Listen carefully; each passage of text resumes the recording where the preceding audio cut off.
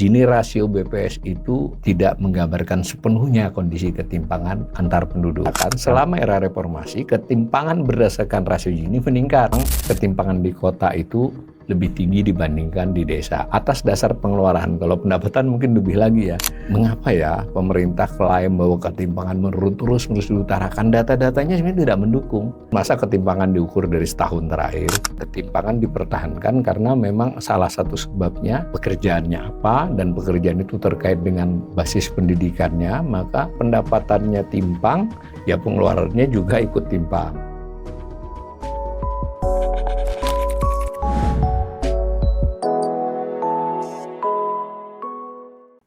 Salam cerdas, Ibu Bapak, Saudara-saudara yang saya hormati. Assessment kali ini saya akan mengangkat topik ketimpangan ekonomi, khususnya yang dinyatakan dalam Gini rasio. Karena pada tanggal 25 Juli lalu, Badan Pusat Statistik (BPS) itu menyampaikan data terkini tentang rasio Gini ya. BPS mengumumkan rasio Gini itu setahun 2 kali untuk kondisi Maret dan September. Tapi kondisi Maret diumumkannya 25 Juli kemarin ya. Nah, itu hampir bersamaan dengan tentang kemiskinan. Sumber datanya pun dari Susenas. Tapi sebelum kita menganalisis publikasi terkini rasio Gini tersebut, saya akan mengingatkan kembali, kanal ini sudah beberapa kali mengangkat, bahwa pengertian ketimpangan ekonomi ini sebetulnya adalah terkait konsep tentang ketidaksetaraan. Di ketimpangan itu ketidaksetaraan antar penduduk atau kelompok penduduk. Prinsipnya begitu. Nah, data yang biasa dipakai itu memang antara lain untuk mengukur ketimpangan menurut teori ekonomi itu bisa dari pengeluaran. Pengeluaran itu konsumsi lah sederhananya. Lalu bisa dari pendapatan, bisa dari kekayaan, jadi minimal 3 ya. Nah, kekayaan kan juga macam-macam. Nah, rasio Gini yang diumumkan oleh BPS tadi, itu sebetulnya perhitungan matematis ya. Gini rasio itu ada perhitungan matematika, log ya, dengan menyusun set data, didapatlah angka indeks pada suatu waktu ya. Jadi misalnya bulan Maret dari salah satu jenis data tadi. Jadi Gini rasio bisa Gini rasio pengeluaran, bisa Gini rasio pendapatan, bisa Gini rasio kekayaan. Nah, sedangkan rasio Gini yang dipublikasi oleh BPS itu basisnya pengeluaran. Mengapa? Karena sampai saat ini BPS belum bisa menghitung ya bagaimana distribusi atau sebaran dari pendapatan. Di negara yang lebih maju tentu pendapatan bisa ya, kita belum bisa. Ada data rasio Gini dari Bank Dunia untuk sebanyak negara ya, 200-an negara. Indonesia disebut juga, tetapi dalam hal ini Bank Dunia pun masih memakai data pengeluarannya BPS. Untuk beberapa negara dia bisa memakai pendapatan. Nah, sementara kalau rasio Gini kekayaan, jadi ke pemerataan, kesetaraan, penyebaran dari kekayaan, itu lebih sulit lagi ya, karena pendapatan itu merupakan arus, misalnya selama setahun, sedangkan kekayaan itu adalah kondisi, misalnya per 31 Desember, kekayaan per orang, kekayaan per keluarga, atau per perusahaan kan bisa dihitung. Negara juga ada datanya ya, laporan keuangan pemerintah pusat. Bisa dibuat Gini rasionya juga. Dulu ada lembaga internasional yang rutin menghitung untuk data sekitar 100-an negara, 100 sampai 120 negara. Namanya Credit Suisse ya. Credit Suisse itu sebuah lembaga keuangan, dia lembaga manajemen, fund management ya, tetapi dia mengalami kesulitan ekonomi ya, pengelolaannya. Sedangkan bagian dia menghitung data itu kan salah satu kegiatannya saja. Lalu Credit Suisse diambil alih oleh perusahaan yang lain, tetapi hingga kini belum ada pemutakhiran tentang data yang biasa dikeluarkan oleh Credit Suisse. Mungkin butuh biaya besar ya, sehingga data terkininya sampai 2022 saja. Jadi rasio kekayaan, ya, beda ya, rasio Gini kekayaan. Kalau BPS tadi rasio Gini pengeluaran. Beberapa negara punya rasio Gini pendapatan. Nah, Bank Dunia mengutip Indonesia masih memakai data pengeluaran.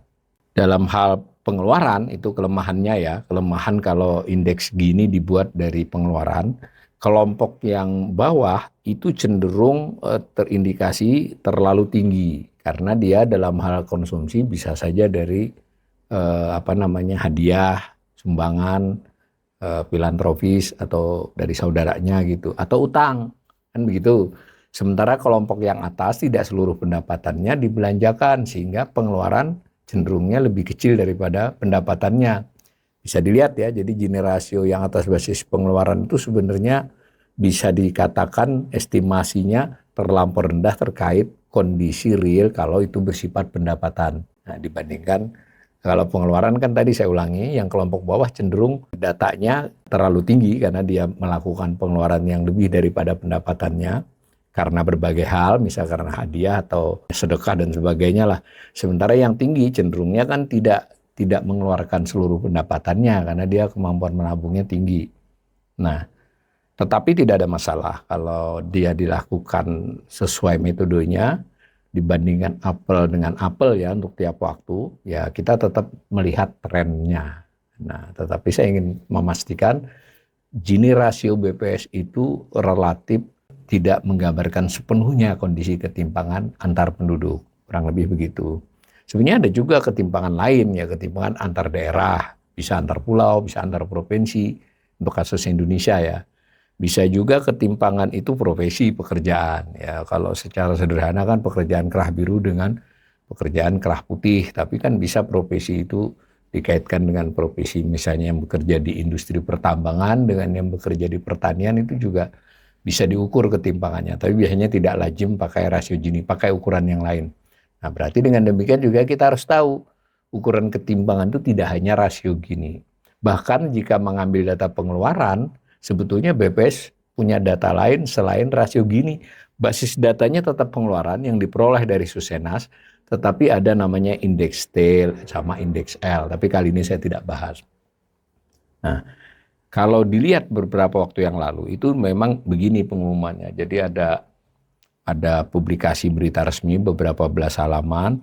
Nah, ini salah satu dari bahan paparan, bukan di dokumennya, tapi ketika Kepala BPS atau yang mewakili menyampaikan ke media massa.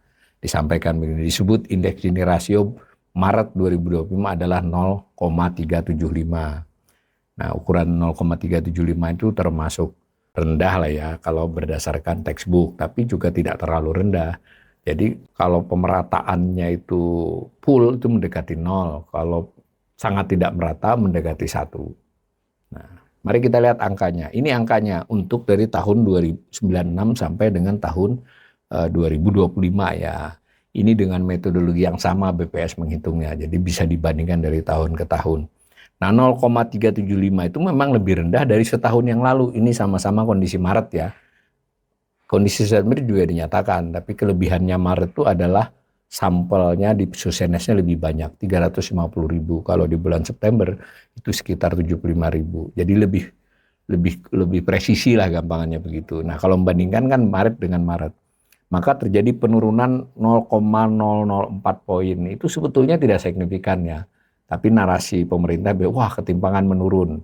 Padahal kalau kita lihat gambar ini, angkanya kan menurunnya pelan banget itu. Dan angka tersebut lebih tinggi dibandingkan era pra-reformasi dan di awal reformasi.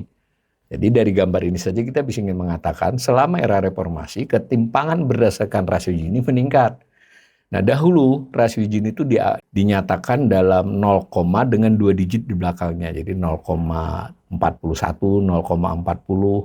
Nah, sejak 6-7 tahun terakhir ini, ya 8 tahun kurang lebih di era Pak Jokowi, dibuat menjadi 3 digit di belakang. Supaya kelihatan kalau ini kan jadi nggak turun tuh. 0,379 menjadi 0,375 itu kalau dibulatkan sama-sama 0,38. Jadi sebenarnya kalau di kedua digit itu tidak berkurang. Tapi bolehlah kita tetap akui menurun rasio Gini-nya, tetapi sangat tidak signifikan.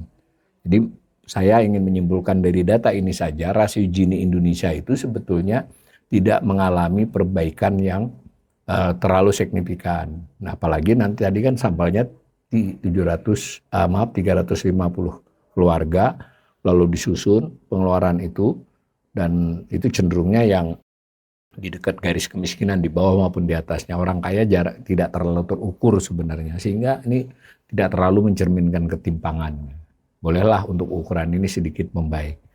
Nah, lalu Gini rasio nasional tadi dibagi dua. ada yang Gini rasio perkotaan, ada yang perdesaan. Tadi yang nasional trennya turun dalam 2-3 tahun terakhir. Nah, kalau kita lihat di sini, tampak bahwa indeks Gini rasio perkotaan itu 0,395. Tadi ingat yang nasional 0,375 ya, nasional keseluruhan. Yang desa 0,298. Jadi memang ketimpangan di kota itu lebih tinggi dibandingkan di desa. Atas dasar pengeluaran, kalau pendapatan mungkin lebih lagi ya.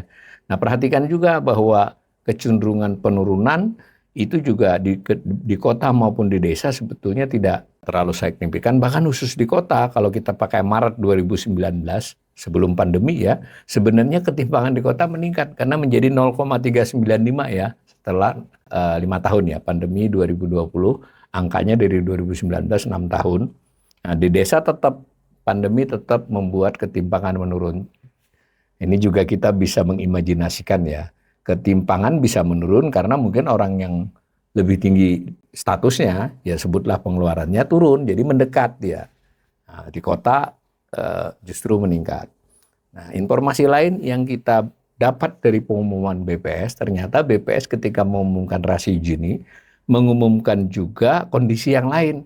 Tapi datanya sumbernya 350 keluarga tadi disurvei, lalu dirinci. Surveinya itu wawancara pakai kuesioner, tapi yang pegang kuesioner petugas ya, nah, karena cukup panjang. Nah, dari situ data terkumpul data 350-an ribu keluarga itu bisa dikelompokkan menjadi 10, bisa dikelompokkan menjadi 10 itu disebut biasanya desil. 10 kelompok berdasarkan dari yang terbawah sampai teratas jumlah pengeluarannya. Berarti 10%, 10%, 10%. Bisa itu desil ya. Disebut kuintil kalau 20, 20, 20. Jadi kuintil 1 sampai kuintil 5. Kalau desil 1 sampai desil 10 ya. Desil 1 itu desil terbawah. Lalu Bank Dunia itu pernah, tapi sebenarnya ukuran Bank Dunia ini tidak banyak lagi dianalisis meskipun tetap jadi ukurannya ya, datanya data BPS dan BPS mengolah sendiri, tetapi kriterianya dari kriteria Bank Dunia pernah. Bank Dunia itu membuat kriteria, dibagilah tadi seluruh penduduk tadi ke dalam 3 kelompok. 3 kelompok berdasarkan kuintilnya. Kuintil tadi 20% ya. 40% terbawah berarti kuintil 1 dan 2 itu satu kelompok. Lalu kuintil tengah, kuintil 3 dan 4 satu kelompok. Kuintil teratas, kuintil 5, 20%. Nah, dibuatlah 3, 40, 40, 20. Nah, terutama sekali perhatian Bank Dunia, ukuran Bank Dunia itu maksudnya, tapi dipakai oleh BPS dengan datanya sendiri. Itu ingin tahu apakah kelompok 40% terbawah itu bagiannya bertambah atau berkurang dari total 100%. Tapi jangan lupa ya, datanya itu data pengeluaran, bukan data pendapatan. Di negara tertentu bisa dengan mengukur pendapatan. Maka diperolehlah 40% yang terendah, 40% kelompok terendah atau 2 kuintil atau 4 desil, itu memperoleh 18,65% dari total 100% pengeluarannya.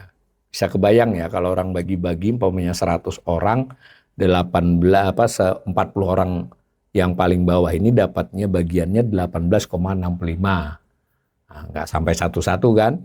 Nah, kebalikannya dengan yang di atas, 20% kelompok atas itu dapat bagian 45,56%. Itu maksudnya menunjukkan ketimpangannya. Yang tengah 40% mendapat 35,79% porsi.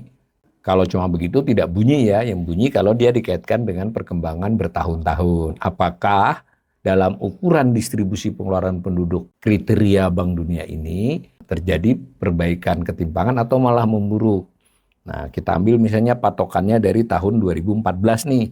Kalau dari sisi 2014 membaik sedikit karena pada 2014 Maret ya, itu 40% terbawah itu dapat porsi 17,12%, kan meningkat porsinya menjadi 18,65%. Sementara yang teratas dari 45,28% turun menjadi 45,56%. Secara itu terjadi perbaikan. Yang tengah sedikit meningkat juga.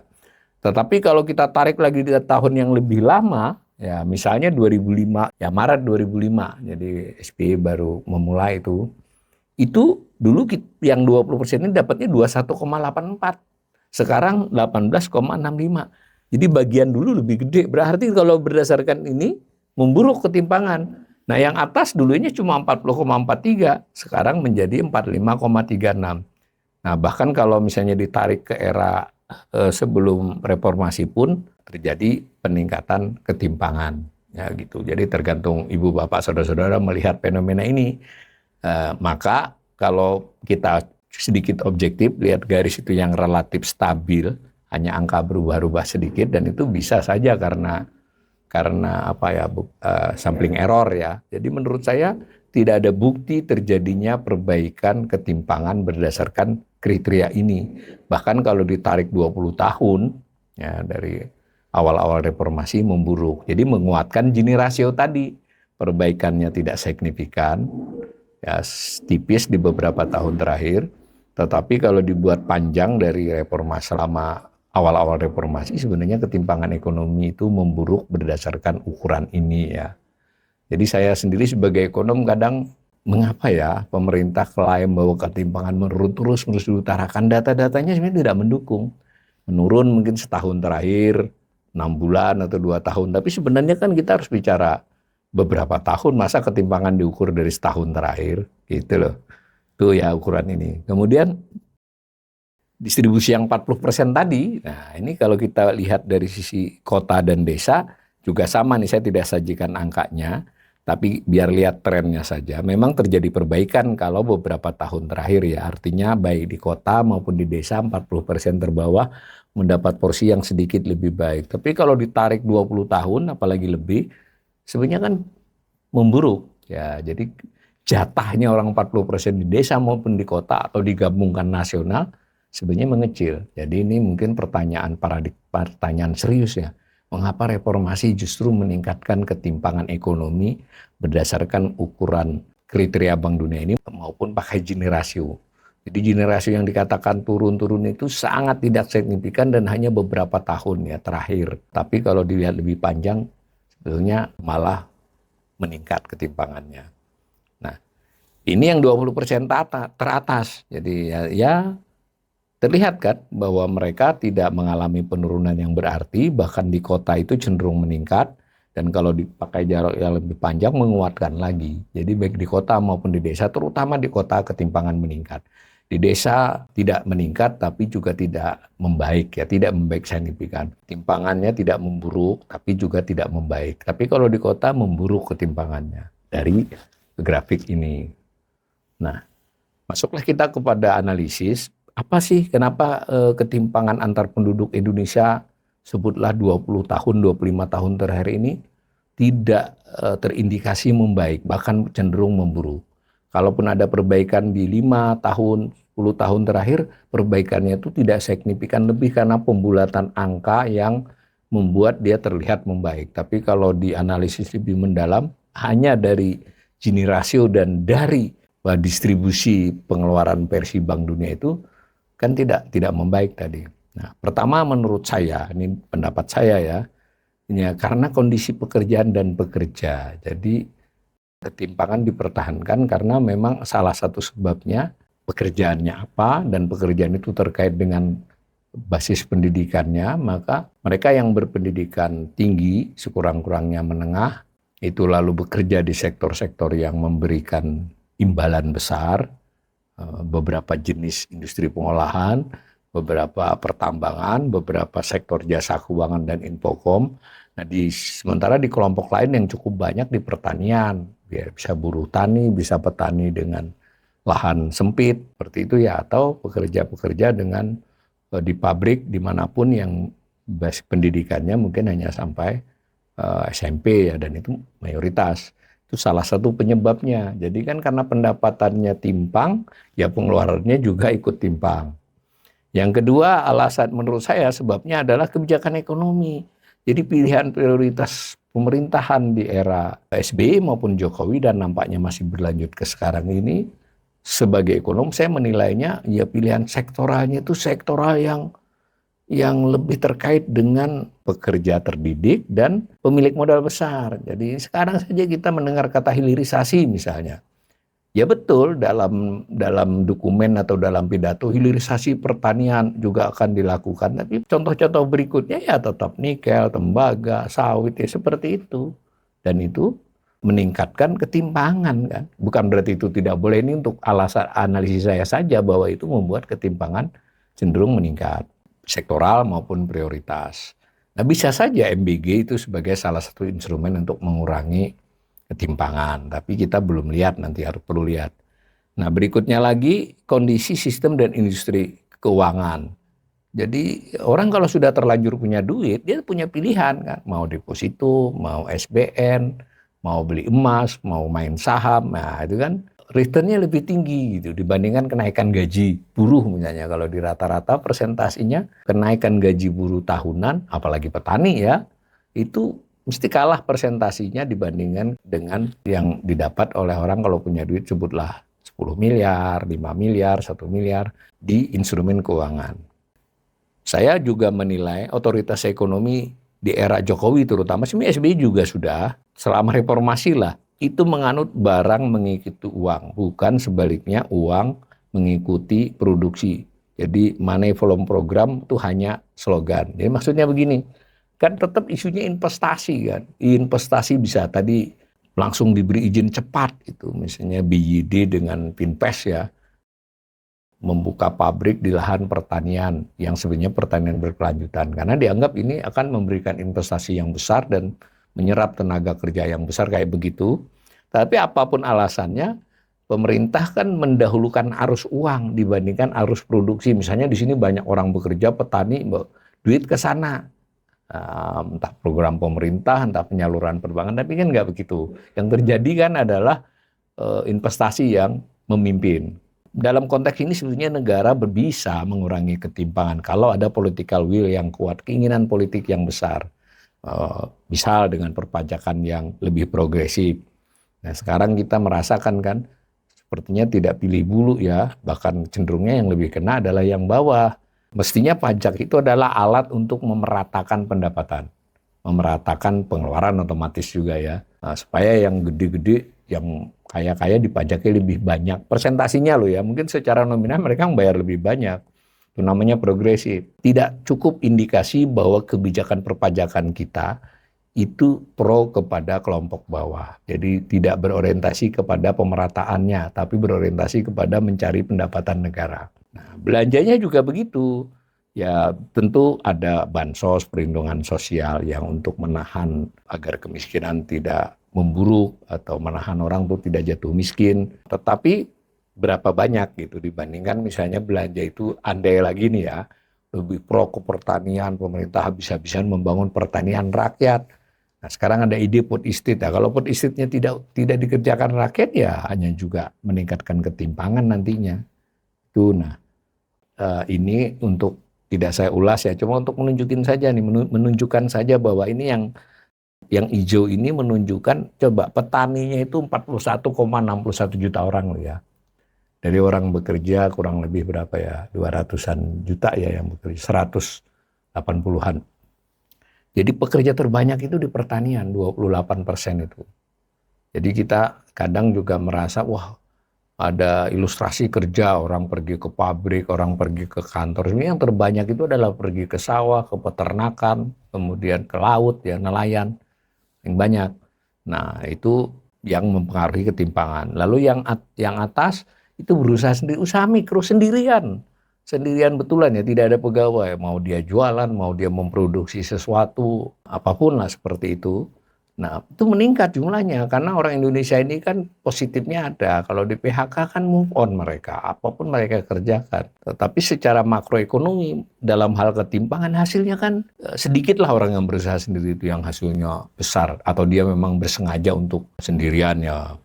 Tapi kebanyakan orang kan pengennya bekerja kan sebenarnya, bukan berusaha sendiri.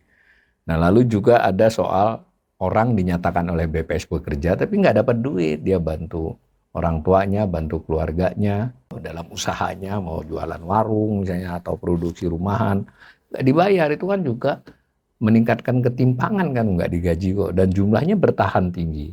Itu menguatkan tadi argumen saya bahwa pekerjaan itu salah satu sumber dari ketimpangan. Nah, hal lain ini ketimpangan kekayaan. Ini ilustrasi ketimpangan kekayaan. Karena nggak ada data yang komplit, ada data simpanan di bank. Kan kekayaan berupa uang. Nah, gambarnya sederhana saja, bank itu menurut simpanan di bank, lembaga penjamin simpanan itu membuat data, karena ada datanya semua, dikategorikan menjadi 7 kelompok, tier namanya. Kelompok paling bawah itu yang sampai dengan 100 juta simpanan satu rekeningnya ya, bukan satu orang. Lalu kelompok kedua 100 sampai 200, lalu 200 sampai 500, 500 sampai 1 juta, 1 sampai 2, 2 sampai 5, dan di atasnya 5, jadi 7.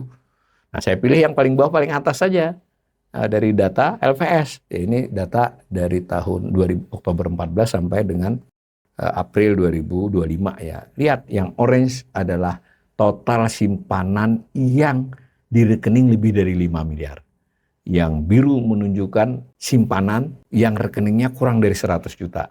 Ya, kelihatan kan? Yang lebih dari 5 miliar itu jumlahnya 4.862 triliun. Yang ini hanya sekitar 1.098 triliun. Bukan nominalnya saja, lihat trennya.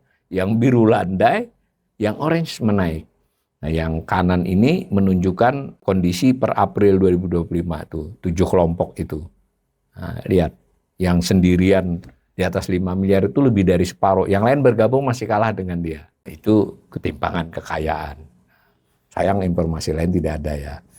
Nah, tadi saya sudah katakan juga salah satu penyebab ketimpangan itu adalah tadi karena duit yang orange tadi bunganya tinggi tuh. Kalau ibu bapak saudara punya duit 1-2 juta di bank, kalau Anda tidak beraktivitas di luar soal dormen diblokir ya, umpama tidak diblokir Anda mungkin berkurang kan. Sampai 5 juta saja saya kira berkurang, nggak, bunganya tidak menutupi biaya administrasi karena kan di bawah 1% bunga tabungan itu. Sementara yang duitnya miliaran tadi di atas 5 miliar tapi rata-ratanya 34 miliar ya. Jadi meskipun batasnya 5 miliar tapi mereka nggak 5 miliar, di atas semua. Nah, itu memperoleh keuntungan dari instrumen keuangannya. Nah, ini untuk membuktikan bahwa kan ada acuan BI rate, acuan kebijakan Bank Indonesia yang tetap tinggi. Jadi kalau misalnya suku bunganya tuh 6, 5,25 berarti ya deposito di sekitaran itu, deposito 1 bulan ya. Kalau deposito 3 bulan, apalagi yang on call yang duitnya banyak, itu bisa sampai 6, bukan 5,25, bisa 6,25. Kalau dia kemudian memiliki manajer yang mengelola duit dia, karena duit dia mungkin triliun ya, atau itu bisa dia main saham, bisa main SBN, bisa mencapai 7% hasilnya. Saya ulangi, bandingkan dengan yang bekerja, jadi buruh, jadi petani, rendahan itu yang tiap tahun naiknya nggak sampai 5% ya. Jadi dengan demikian ketimpangan ini punya kecenderungan meningkat di Indonesia. Mudah-mudahan pemerintahan Prabowo dan pemerintah selanjutnya itu mesti perhatian. Ini tidak bisa didiamkan begitu saja. Negara harus masuk campur agar ketimpangan tidak makin melebar.